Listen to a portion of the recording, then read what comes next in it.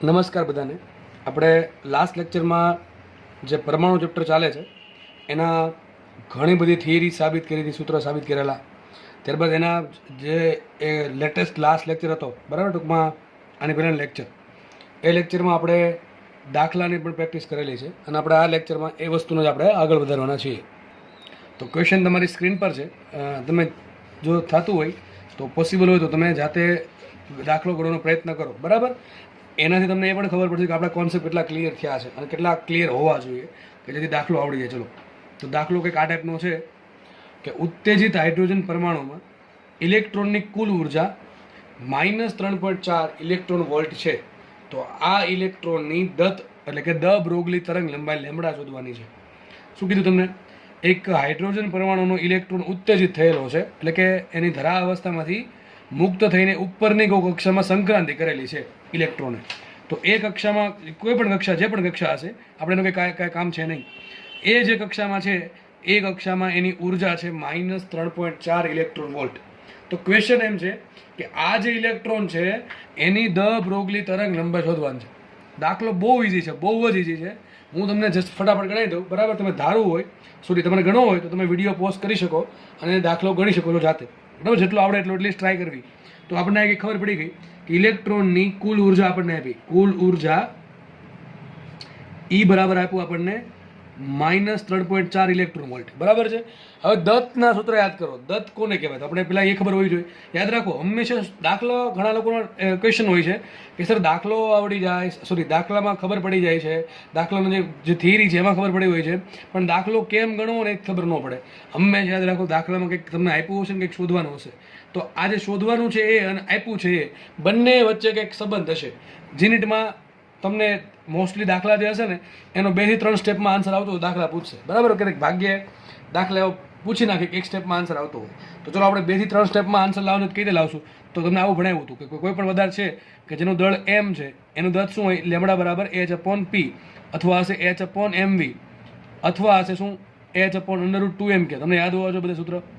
2m કે પછી તાપમાન વાળું હતું, 3/2 કેબીટી વાળું, બરાબર છે. એ પણ તમને યાદ હોવું જોઈએ. અને એક વોલ્ટેજ વાળું હતું. આ પ્રમાણે ઘણા બધા સૂત્ર તમને સાબિત કરાવેલા છે દ બ્રોગલી તરંગ લંબાઈમાં. અને યાદ રાખજો, દ બ્રોગલી તરંગ લંબાઈમાંથી એક દાખલો ફરજિયાત તમારો આવવાનો છે. તો હવે વિચારો કે ભાઈ આ ઉર્જા છે, કુલ ઉર્જા છે. આ કઈ ઉર્જા છે? ગતિ ઉર્જા છે. તો મને કુલ ઉર્જામાંથી ગતિ ઉર્જા મળી જાય તો મને ઇલેક્ટ્રોનની દત્ત મળી જાય. કાં તો મારે ઇલેક્ટ્રોનનો વેગ શોધવો પડે, કાં તો મારે ઇલેક્ટ્રોનનું વેગમાન શોધવું પડે. તો બસ આ જ વસ્તુ છે. તમને ભણાવ્યું છે એવું કે જો ઇલેક્ટ્રોનની કુલ ઉર્જા છે એ ઈ હોય તો ઇલેક્ટ્રોનની ગતિ ઉર્જા કેટલી હશે? ઇલેક્ટ્રોનની ગતિ ઉર્જા કે કેટલી હોય? તો ખબર છે આપણને કે જેટલી કુલ ઉર્જા છે એનીથી માઇનસમાં, એટલે કુલ ઉર્જાના મૂલ્ય જેટલું જ, પણ માઇનસમાં ગતિ ઉર્જા હોય તો ગતિ ઉર્જા કેટલી હશે? 3.4 ઇલેક્ટ્રોન વોલ્ટ. બસ પતી ગયો, દાખલો પતી ગયો. તમને જેવું કે મળી ગયું, હવે શું કરવું પડે? આ સૂત્રમાં કિંમત મૂકવી પડે. બસ મૂકે કિંમત માટે લેમડા બરાબર આવશે h/√2m કે. હવે જો hની કિંમત, mની કિંમત, બધી કિંમત તમારે શેમાં મૂકવી પડશે? તમારે મૂકવી પડશે એસઆઈ એકમમાં. તો આ જે છે એ તમારો ઇલેક્ટ્રોન વોલ્ટ છે, એસઆઈ એકમ છે. નહીં તેની જગ્યાએ શું લખવું પડે? 3.4 ગુણ્યા 1.6 ગુણ્યા 10⁻⁻19 જૂલ. કેમ આવું કર્યું? કારણ કે આપણે ઇલેક્ટ્રોન વોલ્ટને જૂલમાં ફેરવવા પડશે, બરાબર. ઇલેક્ટ્રોન વોલ્ટને જૂલમાં ફેરવવા પડશે એટલા માટે. કારણ કે આ બધી વસ્તુ આપણે મૂકતા હોઈએ ત્યારે આપણે કિંમત મૂકવી પડે. શેમાં? તમારે કિંમત મૂકવી પડશે ફરજિયાતપણે એસઆઈ એકમમાં. એટલા માટે આપણે આજે ઇલેક્ટ્રોન વોલ્ટમાં જે આન્સર આવ્યો એને આપણે જૂલમાં મૂકી દેવા પડે. ચલો મૂકીએ. તમારું સૂત્ર શું છે? લેમડા બરાબર એચની કિંમત હવે 6.625 ગુણ્યા 10⁻34 છેદમાં શું આવશે? √2. ઇલેક્ટ્રોન દળ કેટલું હોય? 9.1. 10⁻31. આપણે 9 લેવાનું, 9 તો 9 10⁻31 ગુણ્યા અહીંયા આવશે 3.4 ગુણ્યા 1.6 ગુણ્યા 10⁻19. હવે તમારો આનું પેલ્સી વાપર્યા વગર આન્સર લાવવાનો છે. હવે એ તો જ આવડે કે જો મેં તમને અત્યાર સુધીમાં જેટલા ટાઈમથી તમને ભણાવું છું એ સમયમાં તમને જેટલી બી ગણતરી કરાવી છે એમાં તમને થોડી કંઈ ખબર પડી તો દાખલો આ સોલ્વ થઈ જાય. ન આવડે એવું બને નહીં, બરોબર. તો પહેલું છે ને ધ્યાન અહીંયા જવું છે આ વર્ગમૂળ તરફ. પહેલાં વર્ગમૂળ સોલ્વ કરીએ. ઉપરનો અંશ એમને રાખીએ 6.625 10⁻34 એમને રાખીએ. બાકીનું જો આ 9 છે, વર્ગમૂળ 3 નીકળશે, એ તો ખબર પડી ગયા આપણને. 9નું વર્ગમૂળ 3 નીકળે. પછી 1.6 છે. હવે તમને ડાયરેક્ટલી 1.6નું વર્ગમૂળ ન ભાવતું, તો કદાચ તમને 16નું વર્ગમૂળ આવડતું હોય તો આપણે 10 વડે ગુણવા પડે ને 10 વડે ભાંગવા પડે. અથવા 1.6 10 ની -19 શું લખાય? 16 ગુણ્યા 10 ની -20 લખાય કે ન લખાય? તો આપણા માટે શું થઈ ગયા? 16 થઈ ગયા છે. શું લખ્યા છે? આ 16 લખ્યા છે. 16 આ 16 છે. એવું અહીંયા કરીએ. આજે 3.4 છે. 3.4 ને 10 ની -31 છે ને, આ 3.4 લખી નાખું છું 34. શું લખી નાખું છું? 34. અને ઘાત કરી નાખું 32. બરાબર, માઇનસમાં 32. તો ચાલશે કે નહીં ચાલે? ચાલશે. હવે આપણે કંઈક આવું પદ છે 16 ગુણ્યા 10 ની -20, 34 ગુણ્યા 10 ની -32 અને 2 વધ્યા છે. આ 9 નું વર્ગમૂળ આપણે કાઢી નાખ્યું. હવે જુઓ, આ 16 નું વર્ગમૂળ શું આવે? 4 આવે. રાખો એમને, આગળ વધીએ. વધી કઈ વસ્તુ? તો આનું વર્ગમૂળ નીકળી ગયું. આ 34 ગુણ્યા 2 થાય 68. બરાબર, અને ઘાત કેટલી થઈ ગઈ? -32 ને -20 એટલે થશે -52. -52 ઘાતનું વર્ગમૂળ શું નીકળશે? 10 ની -26 ઘાત, અડધું. બરાબર, વધ્યું શું? ખાલી 68 નું વર્ગમૂળ તમારે કાઢવાનું રહ્યું. હવે 68 નું વર્ગમૂળ શું નીકળે? બરાબર છે. તો આપણે ખબર છે √64 હોય તો એનો આન્સર એક્ઝેક્ટલી 8 આવે. તો √68 નો આન્સર થોડોક વધારે આવશે. 8.1 8.2 કંઈક લખી શકો છો. આપણે જે પણ લખવું આપણે લગભગ 8 રાખીએ. બરાબર, કારણ કે આપણે દાખલો ઘણો શું કહે ગણતરી અટપટી છે એટલે આપણે આવું કરી શકીએ. બરાબર, અથવા એવું હોય તો આપણે 8.2 રાખવું તો કંઈ ફરક પડવાનો છે નહીં. એક્ઝેક્ટલી મને ખબર નથી ભાઈ કે 68 નું વર્ગમૂળ શું નીકળે, પણ એને આપણે એક્ઝેક્ટલી જાણવાની કંઈ જરૂર પણ નથી. બાકી બહુ જાણવા જશો તો ટાઈમ 100% ઘટશે જ. અને આવી ગણતરી જો બીક લાગશે તમને અત્યારે તો ભાઈ તમે હજી ગંભીર મુશ્કેલીમાં પડવાના છો. કારણ કે ઘણા લોકો તમારામાંથી એવા હશે કે જેને કોન્સેપ્ટ આવડે, દાખલો આવડે ને છેલ્લે છે ને ગણતરી આમાં આવી અને ફૂસકું થઈ જાય તો, અથવા ટાઈમ વધારે લાગે તો ભાઈ જે લોકોને ટાઈમ લાગે છે ગણતરીમાં એ ખાસ ગણતરીની પ્રેક્ટિસ કરજો. બાકી તમારા 100% માર્ક્સ હશે. ખાસ નીટવાળા લોકો કરીએ એમ જેમાં સમય ઘણો ઓછો હોય ને ઘણા બધા ક્વેશ્ચન્સ હોય છે. એટલા માટે ગણતરી તમારે કરવી જ પડશે જાતે, કેલ્સી વગર. બરાબર, મોટા ભાગે ગણતરી ઇઝી આવશે પણ ક્યારેક અટપટી ગણતરી આવી જાય તો આપણે ગભરાવાનું છે નહીં. ચલો આપણે આને ગણતરી કરીએ તો કંઈક આવું વિચારી શકીએ કે 4 તેરી 12 ને 12 અઠ્ઠા 96. બરાબર છે, આ લગભગ નીચે 96 સમથિંગ આવશે. આપણે 96 નહીં રાખીએ, આપણે રાખી લઈએ 100. શું રાખી લેવાના? આના ગુણાકાર હું 100 કરી નાખું. શું કરી નાખું છે? લગભગ 100. તો આને ધારી લઉં છું 100. ભાઈ જો મને ખબર નથી કે એક્ઝેક્ટ આન્સર શું આવે છે અને એક્ઝેક્ટ આન્સર લાવવાનો પ્રયત્ન પણ કરવો નહીં કારણ કે સમય ઘટે. બરાબર છે, તો 4 તેરી 12 ને 12 અઠ્ઠા 96 પણ સમથિંગ આવશે. બરાબર છે, પણ આપણે હવે એને 96 ને તો 98 પણ સમથિંગ આવશે કારણ કે 0.2 છે ને, એટલે 12 ગુણ્યા 0.2 થશે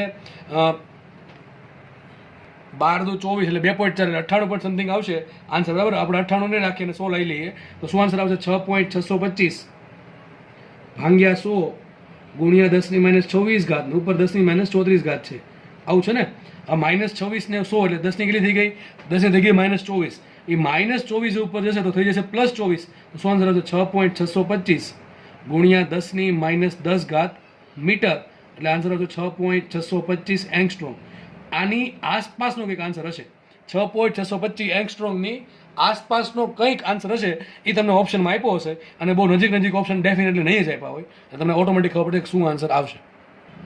તમારે કેલ્સી વાપરી લેવાની છુટ્ટી છે. બરાબર, લગભગ આની આન્સર આની કંઈક નજીક હશે. એક્ઝેક્ટલી કેટલો હોય છે મને ખબર છે નહીં, તમને ખબર ના હોવી જોઈએ કારણ કે આપણે કેલ્સી વાપરવાનું થતું નથી. ક્યારે? જ્યારે પહેલી વખત ગણતરી કરો છો ત્યારે કોઈએ પણ કેલ્સી વાપરવું નહીં. આ તમે પછી પાછળથી ચેક કરવા માટે વાપરી શકો છો કે ભાઈ એક્ઝેક્ટ આન્સર શું આવે. પણ તમને ઓપ્શનમાં કોઈ દિવસ નજીક તમને ઓપ્શન આવવા નહીં આપ્યા હોય.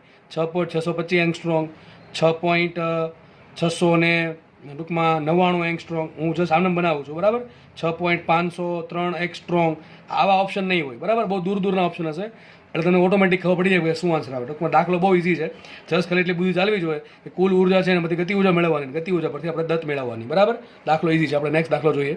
નેક્સ્ટ ક્વેશ્ચન કંઈક આવો છે. બોરના પરમાણુ મોડેલમાં n બરાબર 1 અને n બરાબર 3 ક્વોન્ટમ માંગ ધરાવતા ઇલેક્ટ્રોન માટે કક્ષીય આવૃત્તિનો ગુણોત્તર શોધો. તમને મેં કીધું હતું કે 2 પ્રકારની આવૃત્તિ તમારા સૂત્ર છે. એક તો એવી આવૃત્તિ કે જે ઇલેક્ટ્રોનની છે. ઇલેક્ટ્રોન કોઈ કક્ષામાં ભ્રમણ કરતો હોય ત્યારે એની જે આવૃત્તિ છે ભ્રમણ કરવાની એ આવૃત્તિ અલગ વસ્તુ છે. અને ઇલેક્ટ્રોન જ્યારે ઉપરની કક્ષામાંથી નીચી કક્ષામાં તો નીચી કક્ષામાંથી ઉપરની કક્ષામાં સંક્રાંતિ કરે ત્યારે જે તરંગ મળે એ તરંગની આવૃત્તિ, એ બંને વસ્તુ અલગ અલગ છે. બરાબર, બેમાં કન્ફ્યુઝ થવું નહીં. એ શું કીધું તમને કે કોઈ તત્વ છે અથવા કોઈ પરમાણુ છે એનો કંઈક ઇલેક્ટ્રોન છે તો એક ઇલેક્ટ્રોન છે પહેલી કક્ષામાં અને એક ઇલેક્ટ્રોન ત્રીજી કક્ષામાં. તો પહેલી કક્ષાની ઇલેક્ટ્રોન અને ત્રીજી કક્ષાની ઇલેક્ટ્રોન ના તમારે કક્ષીય આવૃત્તિ ટૂંકમાં કઈ આપણે ઇલેક્ટ્રોનની આવૃત્તિનો ગુણોત્તર શોધવાનો. આપણે સૂત્ર ખબર હોવી જોઈએ કે F પ્રપોર્શનલ ટુ શું હોય. તો આપણને ખબર છે F પ્રપોર્શનલ ટુ આવશે Z² આ સાબિત કરાવેલું છે. અને જો યાદ ન હોય તો રોકડા 4 માર્ક જાય. બરાબર છે, Z²/n3. આ બધી વસ્તુ એવી છે કે ભૂલાઈ જાય. બરાબર, એના માટે એક જ વસ્તુ છે રિવિઝન સૂત્ર પોથી. બરાબર, બાકી કોઈ રસ્તો છે નહીં એનો. તો F પ્રપોર્શનલ ટુ આવે Z²/n3. ચલો હવે Z તો ચલો એમને જ રહી છે ઝેડ તો કોઈ પણ ન હોઈ શકે. તમે કોઈ પણ તત્વ કીધું છે એનું પહેલી કક્ષા અને ત્રીજી કક્ષા, પહેલી કક્ષા અને ત્રીજી કક્ષા હોય બે માટે તત્વ તો એક જ હોય ને, પરમાણુ. તો આપણે લખીએ ઝેડ સમાન છે. અહીંયા આપણા કેસમાં ઝેડ સમાન છે. આ તમને એમ કહી દે કે હાઇડ્રોજનનો પહેલી કક્ષાની ઇલેક્ટ્રોન અને લિથિયમનો ત્રીજી કક્ષાની ઇલેક્ટ્રોન, તો તમારે ઝેડ રાખવું પડે. પણ તત્વને કંઈ નામ આપ્યું છે ને, ટૂંકમાં એક જ તત્વની વાત કરે છે અથવા એક જ પરમાણુની વાત કરે છે.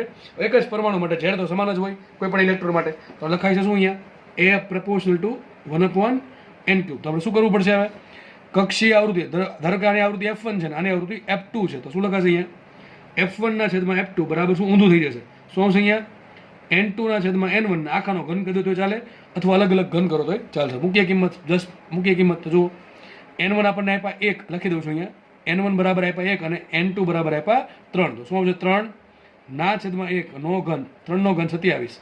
તમારો જવાબ આવી ગયો F1/F2 બરાબર 27. મતલબ એમ થયો કે જેટલો ઇલેક્ટ્રોન ન્યુક્લિયસની નજીક એની આવૃત્તિ એટલી વધારે. ખબર પડે કે નો, કારણ કે F પ્રપોર્શનલ ટુ 1/n³ છે. જેટલું n મોટું એટલું F નાનું. તો ઇલેક્ટ્રોન જેટલો દૂર, બરાબર છે, વિચારો ને, એક ઇલેક્ટ્રોન છે, એક ઇલેક્ટ્રોન નજીક છે અને એક ઇલેક્ટ્રોન બહુ દૂર છે. તો મને એમ કહો, બેને તમે 1 સેકન્ડ આપો છો, બેને તમે ગતિ કરવા માટે 1 સેકન્ડ આપો, તો કોણ વધારે આટા ફરે? પણ નજીકનો, કારણ કે ઓછું રાઉન્ડ ફરવાનું છે, ત્રિજ્યા ઓછી છે, તો નજીકનો ઇલેક્ટ્રોન વધારે આટા ફરશે, ટૂંકમાં પરિભ્રમણ પૂરા કરશે, અને દૂરનો એક ઇલેક્ટ્રોન ઓછા પરિભ્રમણ પૂરા કરે. કેટલા પૂરા કરે આના પછી ખબર પડે આપણે. અથવા એફનું તમને એક એક્ઝેક્ટ સૂત્ર આપેલું છે, બરાબર છે. ઓકે, ચલો તો આપણે આગળ વધીએ. દાખલા જો આવા પૂછાય છે, આ ચેપ્ટરમાંથી દાખલા આવા પૂછાય છે, પણ સૂત્ર આવડતા હોય તો જ આવડશે, બાકી ઉપરથી જશે અથવા ખાલી મૂકવાના થશે એમાં ટૂંકો મારીને, અથવા સ્કીપ કરવાના થશે. તો આવા દાખલામાં માર્ક્સ જવા જોઈએ જ નહીં કોઈ દીધે. નેક્સ્ટ દાખલો લઈ લઈએ આપણે. બોર મોડેલમાં ભ્રમણ કરતા ઇલેક્ટ્રોન વડે ઉદ્ભવતા કક્ષીય પ્રવાહનું સૂત્ર મેળવો. બરાબર, સોરી, કક્ષીય પ્રવાહ is I proportional two Z², ઝેડની x ઘાત અને n ની y ઘાત પર ડિપેન્ડ કરતું હોય તો x ને y શોધવાનું છે. વાત કરીએ કક્ષીય પ્રવાહની, ધ્યાનથી સમજજો. માનો કે આ ન્યુક્લિયસ છે, બરાબર, એની ચારે બાજુ કોઈક ઇલેક્ટ્રોન જે ભ્રમણ કરે છે, બરાબર છે. માનો કે આ ત્રિજ્યા r છે અને કક્ષા કઈ છે, nમી કક્ષા છે. કઈ કક્ષા છે? nમી કક્ષા છે. આ ઇલેક્ટ્રોન છે, બરાબર. હવે સર આ કક્ષીય પ્રવાહ કેમ ઉત્પન્ન કરે? તમે ચેપ્ટર નંબર 3 ભણ્યા છો, એમાં ખબર છે કે જ્યારે કોઈ ઇલેક્ટ્રોન જ્યારે કોઈ વિદ્યુત ભાર જ્યારે ગતિ કરતો હોય ત્યારે શું ઉત્પન્ન કરે? વિદ્યુત પ્રવાહ ઉત્પન્ન કરે. વિદ્યુત ભાર સ્થિર હોય તો પ્રવાહ ઉત્પન્ન કરશે નહીં, પણ જ્યારે વિદ્યુત ભાર ગતિ કરતો હોય ત્યારે શું ઉત્પન્ન કરશે? પ્રવાહ ઉત્પન્ન કરશે. આ કયા પ્રવાહની વાત થઈ છે? ઇલેક્ટ્રોનના પ્રવાહ. ઇલેક્ટ્રોનનો પ્રવાહ શું હોય? તમને સૂત્ર ખબર છે, I બરાબર Q/T. I બરાબર Q/T. તો એક ઇલેક્ટ્રોન છે, એક ઇલેક્ટ્રોન કેટલો પ્રવાહ ઉત્પન્ન થાય? તો I બરાબર Q તરીકે શું આવશે? ઇલેક્ટ્રોનનો E આવશે, વિદ્યુતભાર E છેદમાં સમય. સમય કયો લેવાનો? આ સમય લઈ લેવાનો કે માનો કે ઇલેક્ટ્રોન છે એ આખું રાઉન્ડ પૂરું કરીને ત્યાં પાછો આવી જાય તો કેટલો સમય લાગે એને? કેપિટલ T, આવર્તકાળ જેટલો. મળી ગયો. કક્ષીય પ્રવાહ કોને કહેવાય? વિદ્યુત ભાર છેદમાં સમયગાળો, બરાબર છે. વિદ્યુત ભાર છેદમાં સમયગાળો. આ સૂત્ર બહુ કામ લાગશે. માત્ર આ ચેપ્ટરમાં નહીં, ઘણા બધા ચેપ્ટરમાં આ વસ્તુ કામ લાગશે કે ભાઈ ઇલેક્ટ્રોનનો કક્ષીય પ્રવાહ કેટલો હોય? તો ઇલેક્ટ્રોનનો કક્ષીય પ્રવાહ હોય I બરાબર Q/T પરથી Q તરીકે શું મૂકવાનું? ઇલેક્ટ્રોનનો વિદ્યુતભાર E મૂકવાનો, બરાબર. માઇનસ માં આપણે ધન પ્લસ જ મૂકશું ખાલી, પ્રવાહ છે એટલે. અને સમયગાળો, તો માનો કે ઇલેક્ટ્રોન છે એ એક રાઉન્ડ પૂરું કરે તો સમયગાળો લાગશે કેપિટલ T. કારણ કે કક્ષીય પ્રવાહ કોને કહેવાય? ઇલેક્ટ્રોનના એક ભ્રમણ દરમિયાન કેટલો પ્રવાહ મળે એને સિમ્પલ કક્ષીય પ્રવાહ કહેવાય. તો I બરાબર આવશે E/T. ચલો, E તો અચળ છે, E કેવું છે? અચળ છે. તો લખાઈશું માટે સાબિત થયું I પ્રપોર્શનલ ટુ 1/T. શું સાબિત થયું? I બરાબર છે. F proportional two 1/T, proportional two Z²/n³. અહીંયા લખ્યું છે ભાઈ F પ્રપોર્શનલ ટુ Z²/n³. અરે કંઈ ખબર ન પડે તો મને ખબર આટલી ખબર પડી જોઈએ કે એકના છેદમાં આવર્તકાળને શું કે આવૃત્તિ કહેવાય? તો એકના, સોરી, જસ્ટ મિનિટ, હા ભાઈ, ઓકે, ચલો. તો એકના છેદમાં આવર્તકાળને શું કહેવાય? આવૃત્તિ કહેવાય. શું કહેવાય? આવૃત્તિ. લખાય માટે I પ્રપોર્શનલ ટુ F. તો જેટલી આવૃત્તિ છે કોના પર ડિપેન્ડ કરે? Z²/n³. તો પ્રવાહ પણ ડિપેન્ડ કરશે Z²/n³ પર. યાદ રાખજો સૂત્ર, તમે છે ને 2 યાદ રાખજો ભાઈ, અત્યારથી યાદ રાખી લેજો. ઇલેક્ટ્રોનનો કક્ષીય પ્રવાહ શું આવે? E/T અથવા EF. શું આવે? EF. યાદ રહેશે કે નહીં? E થઈ ગયો વિદ્યુત ભાર અને F થઈ ગઈ આવૃત્તિ. તો સૂત્ર યાદ રાખજો, કામમાં આવે એવું સૂત્ર છે. ઘણી વખત ડાયરેક્ટ સૂત્ર પૂછશે કે ભાઈ ઇલેક્ટ્રોન છે આવર્તકાળ એટલો તો કક્ષીય પ્રવાહ કેટલો, ઇલેક્ટ્રોન છે ની આવૃત્તિ એટલી તો કક્ષીય પ્રવાહ કેટલો. તો I બરાબર શું આવશે? કક્ષીય પ્રવાહ બરાબર I/T બરાબર શું આવશે? EF આવશે. શું આવશે? EF આવશે. તો સૂત્ર એ જ છે. I બરાબર EF હોય તો I પ્રપોર્શનલ શું હોય? F હોય, અને F પ્રપોર્શનલ ટુ શું છે? Z²/n³. તો લખાઈશું માટે I પ્રપોર્શનલ ટુ Z²/n³. અને આમ લખાય Z² ને n ની કેટલી ઘાત છે? -3 ઘાત. બરાબર કે નહીં? કેમ આવું કર્યું? રકમમાં શું માંગ્યું? જો Z ની x ઘાત n ની y ઘાત ઉપર છે, ઝેડની એક્સ ઘાત અને એનની વાય ઘાત. હવે આવડે કે ન આવડે? શું આવશે? એક્સ બરાબર 2 આવશે ને વાય બરાબર આવશે -3. એકદમ ઇઝી દાખલો છે. શું કહે છે? બોરના મોડેલમાં ભ્રમણ કરતા ઇલેક્ટ્રોનનો જે કક્ષીય પ્રવાહ છે એ કોના પર ડિપેન્ડ કરે છે? એક તો પરમાણુ ક્રમાંક ઝેડ પર અને ઇલેક્ટ્રોનનો મુખ્ય ક્વોન્ટમાંક એન પર. તો એની કંઈક એક્સ ઘાત ને આની વાય ઘાત પર ડિપેન્ડ કરતો હોય તો આપણે એક્સ વાય શોધવા છે. ટૂંકમાં માંગ્યું એવું છે કે કક્ષીય પ્રવાહ છે એ પરમાણુ ક્રમાંકની એક્સ ઘાત પર ડિપેન્ડ કરતું હોય અને મુખ્ય ક્વોન્ટમાંક એનની વાય ઘાત પર ડિપેન્ડ કરતું હોય તો એક્સ ને વાયની કિંમત શું હોય એ શોધવાની છે. તો શું મળશે આમાં? એક્સ બરાબર મળશે 2. લખી નાખું છું એક્સ બરાબર 2 અને વાય બરાબર -3. એકદમ ઇઝી દાખલાઓ છે. બરાબર છે? ખાસ આ વસ્તુ યાદ રાખજો. આ વસ્તુ ક્યાંથી આવી મેં તમને કીધું. બરાબર, આપણે આગળ વધીએ. નેક્સ્ટ દાખલો જોઈએ.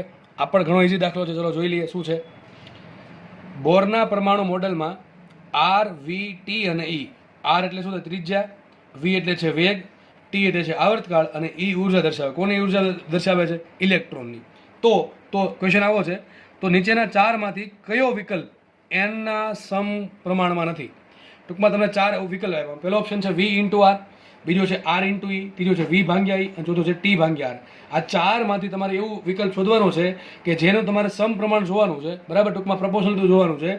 એમાં પ્રપોઝલ ટુ એન નો આવવો જોઈએ. બસ. તો આપણે દાખલો ગણવા માટે શું કરવું પડે? દરેકની તમને પહેલાં ખબર હોવી જોઈએ કે કોઈ વસ્તુ કોના પર ડિપેન્ડ કરે છે. ચલો, તો આપણે પહેલાં ખબર છે, પહેલાં લઈ લઈએ વી. તો વી પ્રપોઝલ ટુ શું આવશે? આ બધી વસ્તુ છે ને આગળના થિયરી વ્યવસ્થિત ભણ્યા હશો, સૂત્ર યાદ હશે અને લેખા હશે 2-3 વખત તો જ આવડશે, બાકી ઉપર થઈ જશે. બરાબર છે? અથવા લાગે કે હા કંઈક આવું તો આવે છે. તો વી પ્રપોઝલ તમને કીધું છે ઝેડ અપોન એન. શું હોય? V proportional to Z upon. ચલો બીજું લઈ લઈએ આર. તો આર પ્રપોઝલ ટુ તમને શીખવાડ્યું છે n²/z. જો કે એનું સૂત્ર છે n²h²ε0 છેદમાં પાઈ એમ ઝેડ સ્ક્વેર. ચલો આગળ વધીએ. વાત કરીએ ઉર્જાની. તો ઉર્જા શું હોય? Half mv². ડિપેન્ડ કરે v². એટલે સૂત્ર શું છે? z²/n². તો ઉર્જા ડિપેન્ડ કરશે z²/n² પર. હવે કઈ વસ્તુ રહી ગઈ છે? આવર્તકાળ. બરાબર, આવર્તકાળ. તો આવર્તકાળ કોના પર ડિપેન્ડ કરે? તો હમણાં આપણે જોયું હતું કે આવૃત્તિ જે છે એ ડિપેન્ડ કરે z²/n³ પર. આવર્તકાળ ઉલટું આવશે. શું આવશે અહીંયા? n³/z². શું આવશે? n³/z². ચલો આપણે ફટાફટ એક ઓપ્શન જોઈ લઈએ. બરાબર, આ દાખલો પૂરો કરીએ. ચલો પહેલો ઓપ્શન શું છે? વી ઇન્ટુ આર. ચલો વી ઇન્ટુ આર. વી કોના પર ડિપેન્ડ કરે? વી ની જગ્યાએ શું લખી શકું હું? Z. V R proportional to. ચલો વી આર પ્રપોઝલ ટુ શું આવશે? તો વી ની જગ્યાએ લખી નાખો z/n અને આર ની જગ્યાએ શું લખી નાખો? n²/z. શું લખો? n²/z. તો શું આમાં જો z ઉડી ગયા અને n² ભાગ્યા n આવ્યું n. મતલબ શું થયો? કે V R is proportional two n આવ્યું. ચલો તમને શું માંગ્યું રકમમાં? રકમમાં તમને એમ કીધું છે કે કયો વિકલ્પ એનના સમપ્રમાણમાં નથી. પણ આ તો સમપ્રમાણમાં આવ્યો, સમજ પડે કે નહીં? પછી દાખલામાં કંઈ છે નથી કરવાનું. તમારે શું કરવાનું છે? ખાલી વી કોના પર ડિપેન્ડ કરે, આર કોના પર ડિપેન્ડ કરે, ઈ કોના પર ડિપેન્ડ કરે, ટી કોના પર ડિપેન્ડ કરે. આપણે બધું લખી નાખ્યું. પછી જે ઓપ્શન આપ્યો લખવાનો છે. તો વી આર, તો વી પ્રપોઝલ ટુ z/n હોય, આર પ્રપોઝલ ટુ n²/z હોય, તો વી આર પ્રપોઝલ ટુ આવશે z/n ઇન્ટુ n²/z. z ઉડી ગયા, n² ભાગ્યા n આવશે. તો સાબિત એવું થયું કે V R is proportional to n. ટૂંકમાં વેગ ગુણ્યા ત્રિજ્યાનો ગુણાકાર જે છે એ મુખ્ય ક્વોન્ટમાંક એનના સમપ્રમાણમાં હોય છે. પણ આપણે આ રકમમાં એવું માંગ્યું છે કે કઈ આ ચારમાંથી કયો ઓપ્શન છે જે એનના સમપ્રમાણમાં છે નહીં. તો પહેલો ઓપ્શન તો સમપ્રમાણમાં છે, એ ઓપ્શન આવશે નહીં. ચલો બીજો ચેક કરીએ. બીજું છે આર ઇન્ટુ. ચલો મૂકીએ. આર ની જગ્યાએ શું લખાય? n²/z આવશે, n²/z અને ઈ બરાબર શું આવશે? z²/n². શું આવશે? z²/n². તો જો શું આવશે? માટે R E is proportional to n²n² ઉડી ગયા, z² ભાગ્યા z આવશે z. તો જો બીજો જે ઓપ્શન છે એમાં n આવતો જ નથી અને એમ ખબર પડે કે બીજા ઓપ્શનમાં જે આર ઈ છે એ એનના સમપ્રમાણમાં નથી. તો આ તમારો જવાબ આવશે આ. આપણે બીજા પણ ચેક કરી નાખીએ કે એમાં શું આન્સર આવે. બરાબર, તમારો જવાબ મળી ગયો. તમને શું આન્સર આવશે? આર ઈ આવશે. કારણ કે આર ઈ છે ઇઝ પ્રપોઝલ ટુ એન નથી. બરાબર, પ્રપોઝલ ટુ ઝેડ છે. ઓકે, આગળ વધીએ. વી ભાગ્યા ઈ આપણે ચેક કરીએ. જસ્ટ ખબર પડી ગઈ છે કે આન્સર આ જ આવવાનું. સદાવડ આપણે ચેક કરી લઈએ. વી ભાગ્યા ઈ. ચલો વી બરાબર શું લખાય? z/n. તો વી બરાબર લખાય z/n અને છેદમાં ઈ બરાબર શું આવશે? ઈ બરાબર આવશે z²/n². શું આવશે? z²/n². z²/n². વ્યવસ્થિત કરીએ તો જગ્યાએ શું આવશે? અહીંયા આવશે z/n અને z² એમને n² ગયા ઉપર. તો શું આવશે અહીંયા? n² ભાગ્યા n. તો ઉપર n વધે, નીચે z ભાગ્યા z². હજી z વધશે. બરાબર, તો શું આવ્યું? ઈ વી ભાગ્યા ઈ ઇઝ પ્રપોઝલ ટુ આવ્યું n/z. હવે n ભાગ્યા z છે તો કહેવાય શું કે વી ભાગ્યા ઈ જે છે એ n ના સમપ્રમાણમાં અને z ના વ્યસ્ત પ્રમાણમાં છે. આપણે ઈ કાંઈ નથી જોવાનું. આપણે એમ જોવાનું છે કે ઓપ્શન છે એ એનના સમ પ્રમાણમાં છે કે નહીં, તો આ ભાઈ છે, તો આ ઓપ્શન આવે નહીં, કારણ કે આ એનના સમ પ્રમાણમાં છે. અને છેલ્લી વાત કરી દઈએ ટી ભાંગ્યા ટી આવર્તકાળ ને આર ત્રિજ્યા. ચલો મૂકીએ. ટી પ્રપોઝલ ટુ શું આવશે? n cube by Z square. T proportional to આવશે n cube by Z square ભાંગ્યા આર. આર આવશે n square by Z. R આવે છે n સ્ક્વેર બાય ઝેડ. વ્યવસ્થિત કરો તો લખાશે માટે ટી ભાંગ્યા R is proportional to n cube ઉપર n સ્ક્વેર નીચે, આ ઝેડ સ્ક્વેર આવશે નીચે, બરાબર ને, ઝેડ જશે ઉપર, તો શું આવશે વિચારો જુઓ. n cube by n square, ઉપર n વધશે અને નીચે બધો ઝેડ વધશે, એટલે ટૂંકમાં એ જ આવ્યું. ટી ભાંગ્યા આર પ્રપોઝલ ટુ શું આવશે? ઝેડ n ભાંગ્યા ઝેડ.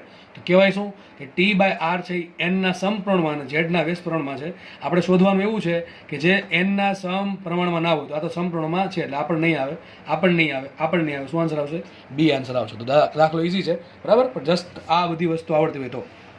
આમાં જરા પણ આમ તેમ થયું કે ભાઈ Z square by N square આવે કે N square by Z square આવે, એવું ટૂંકમાં કંઈ પણ તમને લોચા લાપસી લાગી તો દાખલો થશે નહીં. દાખલો એકદમ ઇઝી છે, પણ આ બધી વસ્તુ આવડતી હોય. આ તો તમને મેં ગમે આપ્યું છે, આ જગ્યાએ તમને ગમે આપી દે, બરાબર છે, ગમેનો ગુણાકાર ભાગાકાર આપે.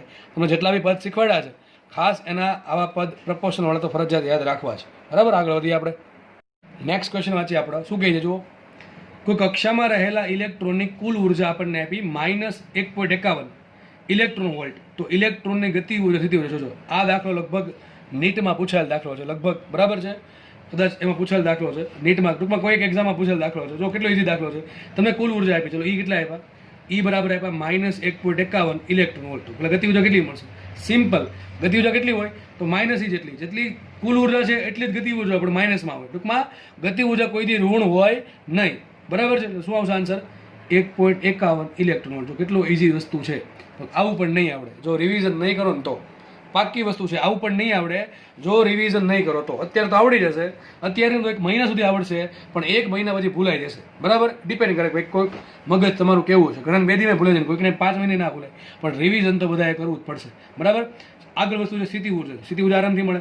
સ્થિતિ ઉર્જા કેટલી હોય? તો કુલ ઉર્જા કરતાં ડબલ હોય. તો કેટલી આવશે? 2e. કેટલી આવશે? 2e અથવા -2, કે જે પણ તમને સારું લાગે એ. તો સ્થિતિ ઉર્જા આવશે U બરાબર 2 ગુણ્યા E કેટલા છે? -1.51 ઇલેક્ટ્રોન વોલ્ટ.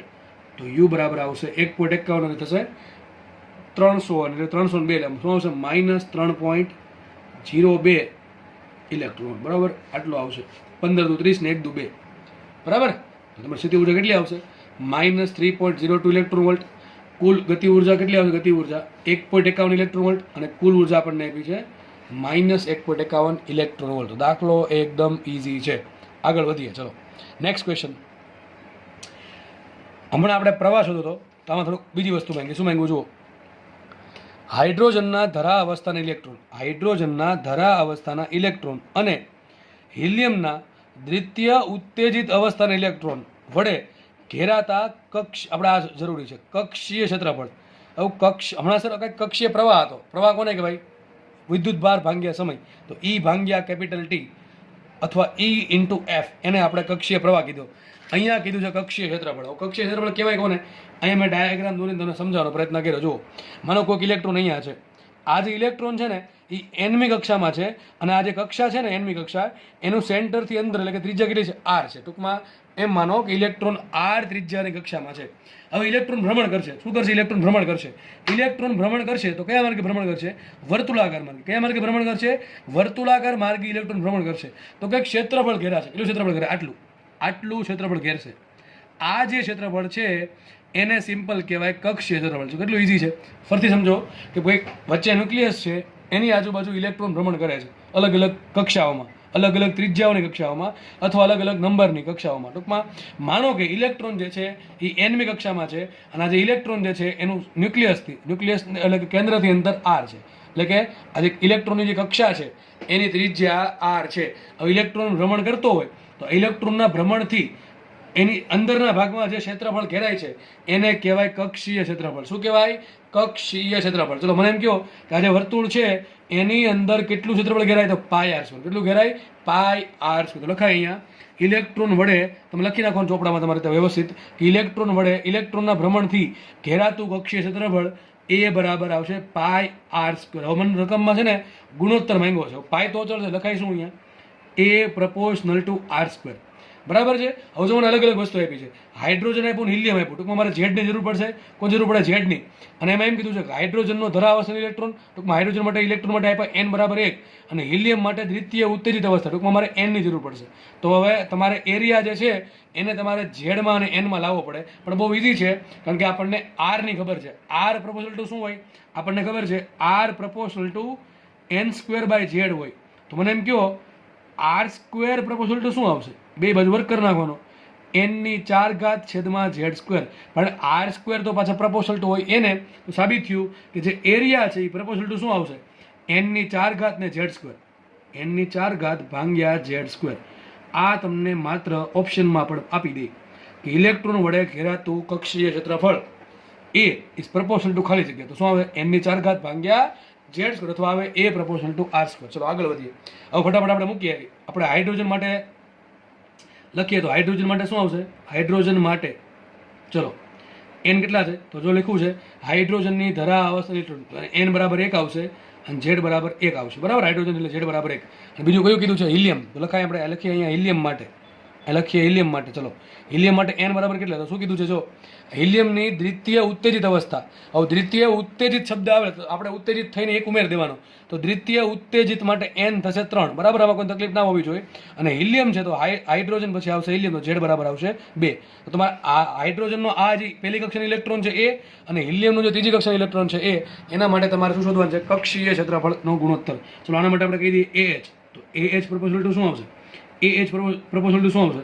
n ની જગ્યાએ શું મૂકીએ? 1. તો 1⁴ ભાગ્યા z ની જગ્યાએ મૂકીએ 1² તો સાબિત એવું કંઈક થયું ah પ્રપોઝલ ટુ 1. બરાબર, આમ તો ના કરવું જોઈએ, તમારે એક્ઝેક્ટલી આવું કરવું જોઈએ કે ah ભાગ્યા a હિલિયમ, પછી મૂકવું પડે અહીંયા n⁴ કોના માટે? હાઇડ્રોજન માટે. અને નીચે મૂકવું પડે n⁴ કોના માટે? હિલિયમ માટે. પણ આવું ચાલશે. બરાબર, આપણે ઉતાવળમાં તમે આવું ગણતરી કરો તો કે ફરક પડશે નહીં, કારણ કે આપણે ગુણોત્તર માંગ્યો એટલે અચળ પદ ઉડી જ જવાના છે, એટલા માટે ચાલે, બાકી ન ચાલે. બરાબર, હિલિયમ માટે શું લખાય? તો આપણે હિલિયમ માટે એરિયા શું આવશે? Proportional to. ચલો મૂકીએ કિંમત આમાં. n બરાબર મૂકો 3, તો 3⁴ અને છેદમાં z એટલે કે 2 નો વર્ગ કરવો પડશે. 2 નો વર્ગ. પ્રપોઝલ ટુ શું આવશે? 3⁴ તો 3 તેરી 9 તેરી 27 તેરી 81. અહીંયા આવશે 81 છેદમાં 2 નો વર્ગ 4. તો એ હિલિયમ કેટલા આવ્યા? એ હિલિયમ પ્રપોઝલ ટુ આવ્યા 81/4. તમને માંગ્યું છું હાઇડ્રોજનનો અને હિલિયમના કક્ષીય ક્ષેત્રફળનો ગુણોત્તર ઇલેક્ટ્રોનનો અહીં સાઈડમાં સુધી નાખું છું. માટે ah ભાગ્યા a હિલિયમ શું આવ્યા? મૂકી દો કિંમત. ચલો આ a ની જગ્યાએ લખી નાખવાનું 1 અને હિલિયમની જગ્યાએ લખી નાખવાનું 81/4. તો શું આન્સર આવશે? 4/81. મતલબ એમ થયો કે હાઇડ્રોજનનો જે પહેલી કક્ષાનો ઇલેક્ટ્રોન છે એ 4 એકમનું ક્ષેત્રફળ ઘેરે, તો હિલિયમનો ત્રીજી કક્ષાનો ઇલેક્ટ્રોન 81 એકમનું ક્ષેત્રફળ ઘેરે. ટૂંકમાં હાઇડ્રોજનનો જે પહેલો ઇલેક્ટ્રોન છે પહેલી કક્ષાનો એ 4 એકમનું ક્ષેત્રફળ ઘેરે, તો હિલિયમનો જે ત્રીજી કક્ષાનો ઇલેક્ટ્રોન છે એ 81 એકમ જેટલું ક્ષેત્રફળ ઘેર છે. સમજ પડવી છે બધા લોકોને. બરાબર છે? તમે આમ લખો કે આમ લખો કે ફરક પડશે ને. એ મૂકવાનું શું? n બરાબર 1 મૂકો, z બરાબર 1 મૂકો. બરાબર, આ જ વસ્તુ આવશે. અહીંયા શું મૂકો? n બરાબર 3 મૂકો અને z બરાબર 2 મૂકો. સેમ આન્સર આવશે. શું આન્સર આવશે? 4/81. તો દાખલો ઇઝી છે, પણ આ વસ્તુ ખબર પડી જોઈએ ક્ષેત્રફળ કઈ રીતે મળશે. બરાબર છે? તો લગભગ મેં જેટલું કરાવ્યું બધું કરી નાખવાનું. શું આપણે કરાવ્યું છે? ત્રિજ્યા કોના સમપ્રમાણમાં હોય, વેગ કોના સમપ્રમાણમાં હોય, ગતિ ઉર્જા, સ્થિતિ ઉર્જા, કુલ ઉર્જા કોના સમપ્રમાણમાં હોય, ત્યારબાદ ઓમેગા કોના સમપ્રમાણમાં હોય, f છે, કેપિટલ T છે. આ બધી વસ્તુ થઈ ગઈ. આજે બીજી 2 એક્સ્ટ્રા કરાવી. કઈ? કક્ષીય પ્રવાહ કોના સમપ્રમાણમાં હોય અને કક્ષીય ક્ષેત્રફળ છે એ કોના સમપ્રમાણમાં હોય. ટૂંકમાં n અને z ની કેટલી ઘાતના સમપ્રમાણમાં હોય એ પણ મેં તમને આજે કરાવી દીધું છે. બરાબર, નવી વસ્તુ ભણીએ, નવી થિયરી ભણીએ. ચલો શું કહે છે? જુઓ, રકમ તમને ઘણી વખત આવું આપશે કે ભાઈ કોઈ ઇલેક્ટ્રોન માટે ક્વોન્ટમ આંક 5 છે. બરાબર, જો કોઈ ઇલેક્ટ્રોન માટે ક્વોન્ટમ આંક 5 હોય તો શક્ય વર્ણપટ રેખાઓની સંખ્યા કેટલી હશે? તો સૂત્ર છે અહીં. સૂત્ર તમને સમજાવું છું ક્યાંથી આવે છે. બરાબર છે? પહેલાં સમજીએ શું કહેવા માંગે છે. માનો કે કોઈ ઇલેક્ટ્રોન છે, તો કોઈ પરમાણુ છે, એના માટે મુખ્ય ક્વોન્ટમ આંક n આપ્યો તમને. તો ક્વેશ્ચન આવો હશે કે જો મુખ્ય ક્વોન્ટમ આંક n હોય તો શક્ય વર્ણપટ રેખાઓની સંખ્યાનું સૂત્ર કંઈક આવું છે, n ગુણ્યા એમાંથી એક બાદ કરવાનું કે n-1/2, n ગુણ્યા n-1/2. આવું સૂત્ર આગળના ચેપ્ટરમાં પણ આવેલું છે. બરાબર, ક્યાં આવ્યું તમારે વિચારવાનું છે. બરાબર, આવું સૂત્ર કંઈક આવ્યું હતું, તમે જાતે વિચારો ક્યાં આવેલ છે. જો મુખ્ય ક્વોન્ટમાંક n હોય તો શક્ય વર્ણપટ રેખાઓની સંખ્યા કેટલી આવશે? n ગુણ્યા n minus one by two. શું આવશે? n ગુણ્યા n minus one by two. તમને યાદ હોવું જોઈએ કે આ સૂત્ર ક્યાં આવ્યું હતું. એક હિન્ટ આપું, વિદ્યુત સ્થિતિ ઉર્જાવાળી થિયરી યાદ કરો કે ભાઈ કેટલી પેર બને એમાં આ સૂત્ર આવેલું છે. બરાબર? ઓકે, ચલો આગળ વધીએ આપણે. આ કેવા શું માંગે સર કે ભાઈ n હોય તો વર્ણપટ રેખાની સંખ્યા. એક એક્ઝામ્પલથી સમજીએ. ચલો એક્ઝામ્પલ લઈ લઈએ. માનો કે n બરાબર 5 આપ્યા તો ક્વેશ્ચન એમ છે કે ભાઈ 5 તમારી પાસે કુલ 5 કક્ષાઓ છે. કુલ કેટલી છે? 5 કક્ષાઓ છે. તો તમને કેટલી વર્ણપટ રેખા મળે? વધુમાં વધુ તમને કેટલી વર્ણપટ રેખા મળે? તો સૂત્ર આવું છે. જો n બરાબર 5 હોય તો વર્ણપટ રેખાની સંખ્યા શું આવશે? n ગુણ્યા n માઇનસ 1 ભાગ્યા 2. n ગુણ્યા n માઇનસ 1 ભાગ્યા 2. તો n બરાબર 5 મૂકો ઇન્ટુ 5 માઇનસ 1 ભાગ્યા 2. તો 5 ગુણ્યા 5 માઇનસ 1 કહેવાય 4. 4 પંચા 20 ભાગ્યા 2 કેટલી મળે તમને? 10 રેખા મળે. સર આ શું ચાલે કે ખબર પડતી નથી. મગજ બ્લેન્ક થઈ ગયું. સમજ પડી જશે, વાંધો નહીં. તો કંઈક આવું આપણને આવું મળ્યું કે n 5 હોય તો રેખા 10 મળે. હવે આનો મિનિંગ સમજ. આ શું છે? જો માનો કે તમને તમારી પાસે 5 કુલ 5 કક્ષાઓ છે. કુલ 5 કક્ષાઓ છે તો વધુમાં વધુ આપણે રેખા કેટલી મળે? 10 મળે. તો કઈ રીતે? જો એવું બને, ઇલેક્ટ્રોન 5મી કક્ષામાંથી પહેલી કક્ષામાં આવે, ઇલેક્ટ્રોન ચોથીમાંથી પહેલીમાં આવે, ઇલેક્ટ્રોન ત્રીજીમાંથી પહેલીમાં આવે, ઇલેક્ટ્રોન બીજીમાંથી પહેલીમાં આવે. અરે અહીં ભૂલ થઈ ગઈ, અહીંથી આવશો, અહીંથી આવશો. બીજીમાંથી પહેલી કક્ષામાં કેટલી મળી? 1 2 3 4. આ 4 રેખા મળી. કેટલી મળી? 4 રેખા મળી. ચલો હવે આવું બને, ઇલેક્ટ્રોન 5મી કક્ષામાંથી બીજી કક્ષામાં આવે, ચોથીમાંથી બીજીમાં આવે, ત્રીજીમાંથી બીજીમાં આવે. તો કેટલી મળશે? 3 રેખા મળશે. આગળ વધીએ. ઇલેક્ટ્રોન 5મીમાંથી ત્રીજીમાં આવે, ચોથીમાંથી ત્રીજીમાં આવે, કેટલી 2 રેખા મળશે. અને ઇલેક્ટ્રોન 5મીમાંથી ચોથીમાં આવે, 1 રેખા મળશે. આ સિવાય બીજી કોઈ સંક્રાંતિ પોસિબલ છે? વિચારો, જાતે વિચારીને જુઓ.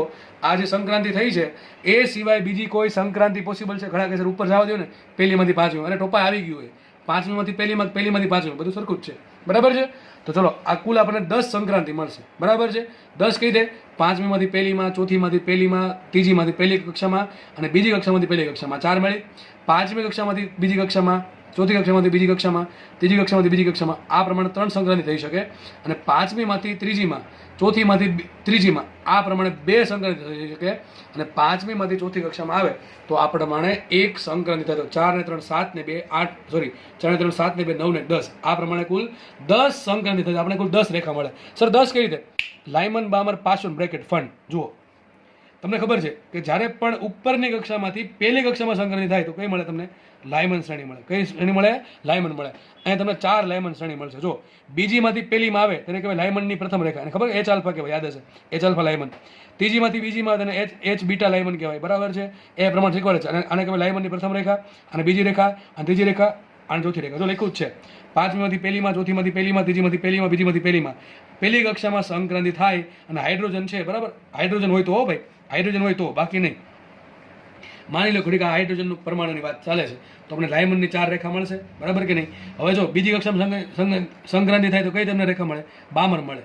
5મીમાંથી બીજીમાં, ચોથીમાંથી બીજીમાં, ત્રીજીમાંથી બીજીમાં, ત્રીજીમાંથી બીજીને શું કહેવાય? ત્રીજી કક્ષામાંથી બીજી કક્ષામાં સંક્રાંતિ થઈને શું કહેવાય? બામરની પહેલી રેખા અથવા H આલ્ફા રેખા. ચોથીમાંથી ત્રીજીમાં થાય, સોરી ચોથી કક્ષામાંથી બીજી કક્ષામાં સંક્રાંતિ થાય તેને કહેવાય બામરની બીજી રેખા અથવા H બીટા રેખા. બરાબર? આ 5મીમાંથી બીજીમાં તેને કહેવાય બામરની ત્રીજી રેખા. તો બામરની 3 રેખા મળશે આપણને. બરાબર? n બરાબર 5 હોય તો. પછી માનો કે આજે 5મી કક્ષામાંથી ત્રીજી કક્ષામાં અને ચોથી કક્ષામાંથી ત્રીજી કક્ષામાં સંક્રાંતિ થાય એને શું કહેવાય? પાશ્વન શ્રેણી. કઈ કહેવાય? પાશ્વન, હાઇડ્રોજન માટે. તો ચોથીમાંથી ત્રીજીમાં પાશ્વનની પહેલી શ્રેણી કહેવાય ને H આલ્ફા કહેવાય. અને 5મામાંથી પાછી ત્રીજી કક્ષામાં આવે તેને કહેવાય પાશ્વનની બીજી રેખા, એટલે કે H બીટા. તો આ પાશ્વનની 2 રેખા મળશે. અહીંયા પાશ્વનની 2 રેખા મળશે. અહીંયા બામરની 3 મળશે અને લાયમનની 4 મળશે. છેલ્લે 5મીમાંથી ચોથીમાં આવે તો કઈ શ્રેણી મળે આપણને? બ્રેકેટ શ્રેણી મળે. ચોથી કક્ષામાં સંક્રાંતિ થાય તો બ્રેકેટ મળે. તમને કઈ રેખા મળશે? n બરાબર 5. એટલે વધારે તો પોસિબલ નથી. આ n બરાબર 6 હોય તો હજી બીજી બધી મળે. પણ તમને શું કીધું છે? n બરાબર વધુ કેટલા આપ્યા? 5 આપ્યા. બરાબર છે? તો કેટલી રેખા મળશે આપણને? કુલ 10 મળે. આ પ્રમાણે 10 મળશે. તો હવે તમને ખબર પડી જવી જોઈએ કે શું કહેવા માંગે છે કે તમારી પાસે મુખ્ય ક્વોન્ટમાંક જો n હોય તો વર્ણપટ રેખાની સંખ્યા કેટલી છે પોસિબલ? n × n - 1/2. તમને આ બધું નહીં પૂછે, તમને ખાલી આટલું જ પૂછે. 10 આન્સર 10 આવે. ચલો બીજું કશું ભણી લઈએ. જો આ શું કહે છે? જો કે તમે કેમેસ્ટ્રી ભણ્યા હશો. બરાબર છે? કે ઇલેક્ટ્રોનનો મુખ્ય ક્વોન્ટમાંક n હોય તો શક્ય તત્વોની સંખ્યા કેટલી હોય? 2n². કેટલી હોય? 2n². આનો મિનિંગ શું? તો તમને મિનિંગ સમજાવી દઈએ. જો કે તમે કેમેસ્ટ્રી ભણ્યા જશો. બરાબર? શું કહે છે? મુખ્ય ક્વોન્ટમાંક n હોય તો શક્ય તત્વોની સંખ્યા 2n². હું તમને એમ કહું કે માનો કે કોઈ તત્વ છે એમાં એક જ કક્ષા છે તો આવા તત્વો કેટલા હશે? તો મૂકો કિંમત 2n². એટલે શું મૂક્યો? 2 × 1² એટલે શું થશે? બે તત્વો થાય. વિચારો, બે તત્વો ક્યાં આવે? હાઇડ્રોજન આવે ને હિલિયમ આવે. હાઇડ્રોજન ને હિલિયમમાં નોર્મલ અવસ્થામાં બે શું કહેવાય? એક જ કક્ષા હોય. કેટલી કક્ષા હોય? એક જ કક્ષા હશે.